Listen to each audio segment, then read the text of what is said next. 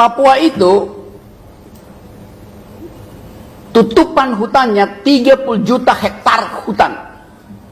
80% adalah hutan tropis. Saya hafal karena saya orang hutan. Di 37 juta hektar hutan di Papua, 20 jenis pohon.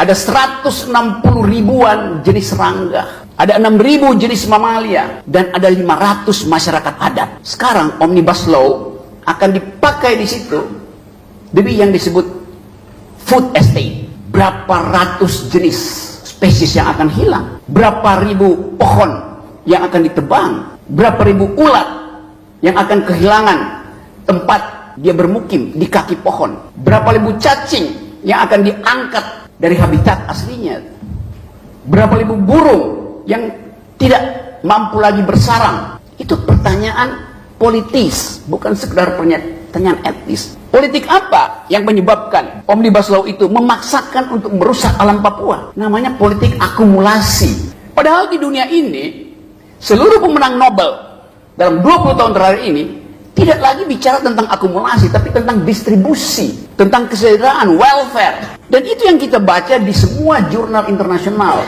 Tadi saya baru baca tulisan di Foreign Affairs. Saya beli di airport, selama penerbangan saya baca satu upaya untuk mengembalikan ingatan bahwa ilmu yang disebut public policy sebetulnya diawali dengan keinginan untuk menginjeksi anggaran agar supaya ada growth. Jadi pertumbuhan itu fungsi dari anggaran. Kalau kita nggak punya anggaran, kita nggak bisa bertumbuh secara ekonomi itu. Itu dalil kuno yang sebetulnya dipakai oleh para ekonom pada waktu itu untuk membackup kepentingan dari yang sekarang kita sebut sebagai oligarki, yang dulu di dalam pertarungan gagasan antara Cambridge School dan Chicago School menimbulkan diskusi yang dahsyat tentang fungsi pemerintah. Apakah fungsi pemerintah itu adalah injeksikan anggaran supaya terjadi distribusi, atau jangan lakukan sesuatu terhadap pasar supaya pasar itu tumbuh dengan sendirinya? Yang biasa kita kenal debat antara liberal dan libertarian, antara John Maynard Keynes, Keynesian Economics, dengan orang semacam Austrian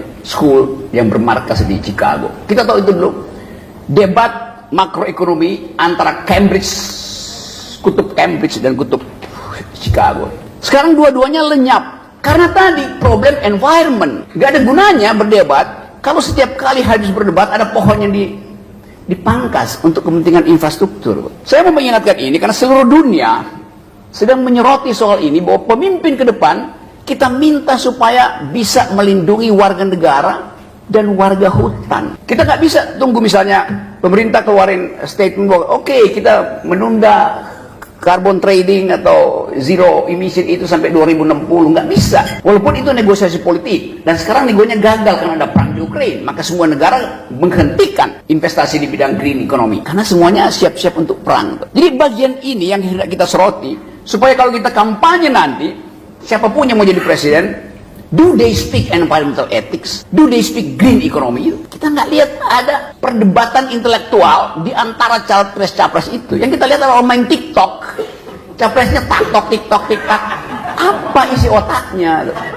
Adalah hak atas udara yang bersih, hak atas rumput yang hijau, hak atas air yang jernih, hak atas wangi mawar, hak atas cicit burung.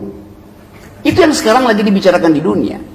Setiap pemimpin dunia kalau nggak mengerti environmental ethics, dia akan dianggap sebagai buta huruf terhadap peradaban.